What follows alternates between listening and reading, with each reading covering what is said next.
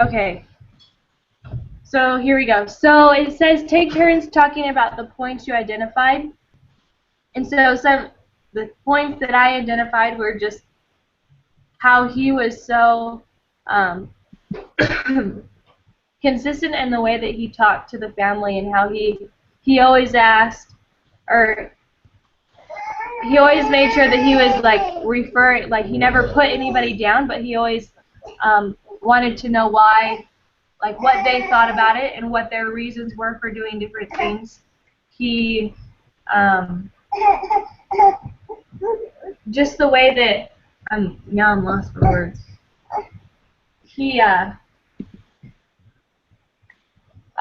I can't. Ethan, you're distracting me.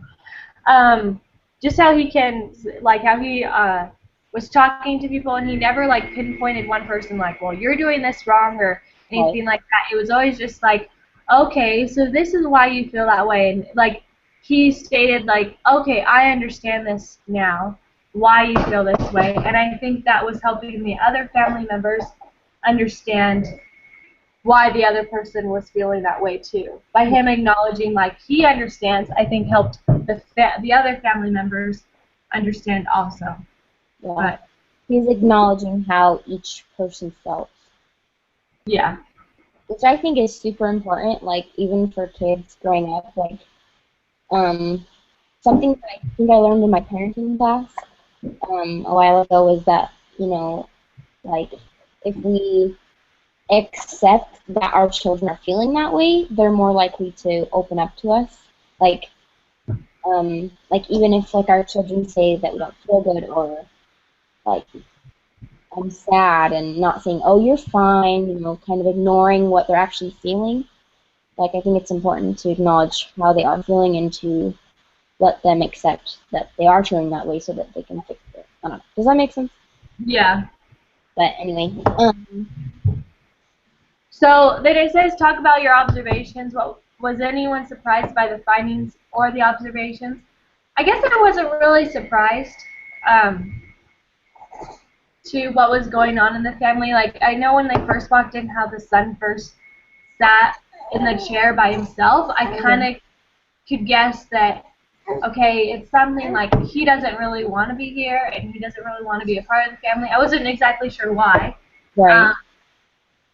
But it made sense to me, like, okay, he's not feeling welcome, and he's just kind of feeling like his parents don't care about him, they don't trust him, and so why does he want to be at home?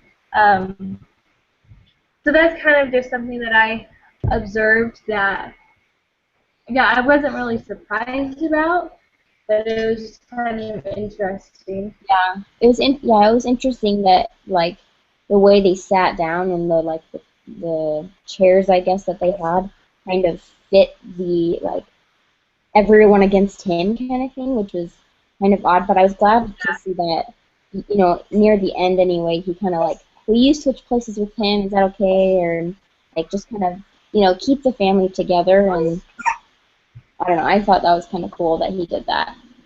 Yeah. Like even the mom and the dad weren't sitting next to each other in the beginning, and I think that I mean, you could kind of, as they talked, it made sense because the dad was like, well, I think mom kind of overreacts, and it was kind of like mom and sister overreact a little bit. Dad was like, well, we don't need to react that, like that. So, but it was nice how he pulled everybody together. So it says, discuss how a treatment professional might prepare to capitalize on such opportunities to introduce the types of resiliency factors from the article. So I think he did it. I think the therapist did a good job of that, because I feel like he was trying to promote positive things into their life of just like, okay, Dad, will you turn to Mom and ask her out on a date, which I think would bring a lot of positive influence into their family, and also just how he had the brother and sister also like try and go out for a soda, and then also just the family setting time away like once a week to just kind of talk about what's going on and to how to overcome it. So I think by him doing that and realizing like, okay, so that we're gonna sit down, you guys as a family are gonna sit down and you're gonna come up with a way to overcome this. Because I feel like a lot of it was communication error, and so I feel that they needed to just communicate better, and then it would really impact their home in a positive way. But I think they did a great job of creating a relationship with each of the people in the family. Kind of like in the beginning, how he,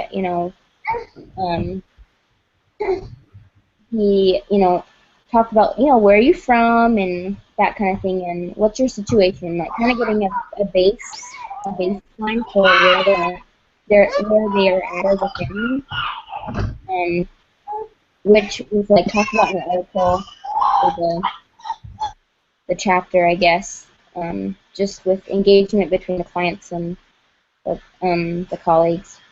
Do we want to talk a little bit more about connecting it to the reading and what he did that Walsh talked about as well, or? Yeah, we can. I guess I'm kind of just trying to relate it to everything that we've talked about in class. Like, for example, just like him using, I feel like he used the ABC model a little bit, just because he sat down and he became familiar with them. I think what you said was actually really good, because then I feel like he tried to make a personal connection with each of them. Especially I feel like with Jimmy when he was like, yeah, what's the coolest trick you can do on your skateboard and different stuff like that. But I feel like he used that model really well just because he was able to identify the crisis. Well, not him per se, but I think he helped the family identify the crisis and why they were in there, and then how everybody felt about the different things. And then he kind of went through that process and then kind of left it up to them to do to find a solution to the problem. So the X of the model, to find that way to overcome that. I also think that some of the things, like just kind of tying in what we've learned, is like he kind of introduced the family council model to them, not as, I guess, in depth as what we learned about having a prayer before and an agenda and everything, but kind of just getting them. I think it's a start though for the family to just sit down together and talk about things. I think that could eventually turn into a real family council. Right, because he kind of mentioned to like sit down for like 30 minutes, like no more than 30 minutes at like the table or something like that, and talk about to try and figure out what they could do differently or to change. Yeah. Help so. That's what I feel like he used. Just some of the things that we've learned in the class so far.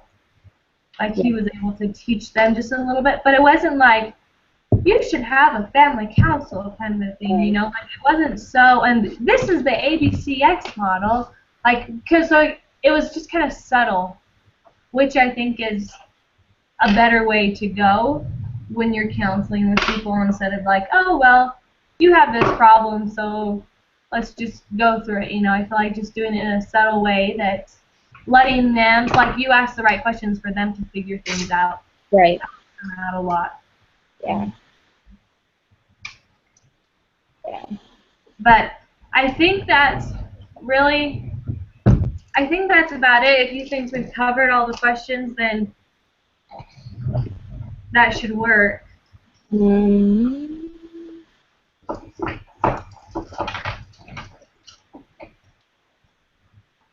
Yeah, I guess so. I mean, unless we want to like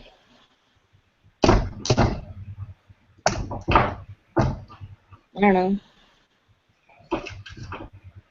It's kind of hard to, like, I feel like, because there's not very many people, it's not going to be a very long meeting either. Yeah. So, I think with this meeting and the other one, we should be okay. Yeah. Okay, I'm going to stop broadcasting then.